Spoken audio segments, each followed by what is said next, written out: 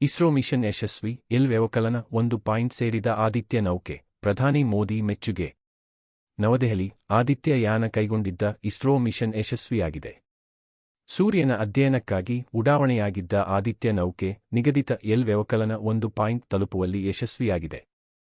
ಚಂದ್ರಯಾನ ವ್ಯವಕಲನ 3ರ ಬಳಿಕ ಇಸ್ರೋ ಮಹತ್ವದ ಸಾಧನೆ ಮಾಡಿದ್ದು, ಆದಿತ್ಯ ನೌಕೆ ಸೂರ್ಯನ ಅಧ್ಯಯನ ಆರಂಭಿಸಲಿರುವ ಮೊದಲ ನೌಕೆ ಎಂಬ ಹೆಗ್ಗಳಿಕೆಗೆ ಪಾತ್ರವಾಗಿದೆ. ಚಂದ್ರಯಾನ ವ್ಯವಕಲನ 3 ಯಶಸ್ವಿಯಾದ 10 ದಿನಗಳಲ್ಲಿ ಆದಿತ್ಯ ಎಲ್ ವ್ಯವಕಲನ 1 ನೌಕೆಯನ್ನು ಉಡಾವಣೆ ಮಾಡಲಾಗಿತ್ತು.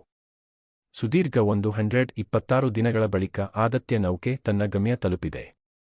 ಪ್ರಧಾನಿ ನರೇಂದ್ರ ಮೋದಿ, ಇಸ್ರೋ ವಿಜ್ಞಾನಿಗಳ ಸಾಧನೆಗೆ ಪ್ರಧಾನಿ ಮೋದಿ ಮೆಚ್ಚುಗೆ ವ್ಯಕ್ತಪಡಿಸಿ ಅಭಿನಂದನೆ ಸಲ್ಲಿಸಿದ್ದಾರೆ.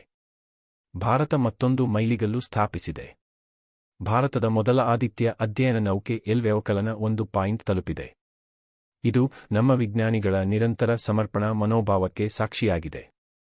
ಇದು ಅತ್ಯಂತ ಸಂಕೀರ್ಣ ಮತ್ತು ಸಂಕೀರ್ಣವಾದ ಬಾಹ್ಯಾಕಾಶ ಕಾರ್ಯಾಚರಣೆಗಳನ್ನು ಸಾಧ್ಯವಾಗಿಸುವುದರಲ್ಲಿ ನಮ್ಮ ವಿಜ್ಞಾನಿಗಳ ನಿರಂತರ ಸಮರ್ಪಣೆಗೆ ಸಾಕ್ಷಿಯಾಗಿದೆ.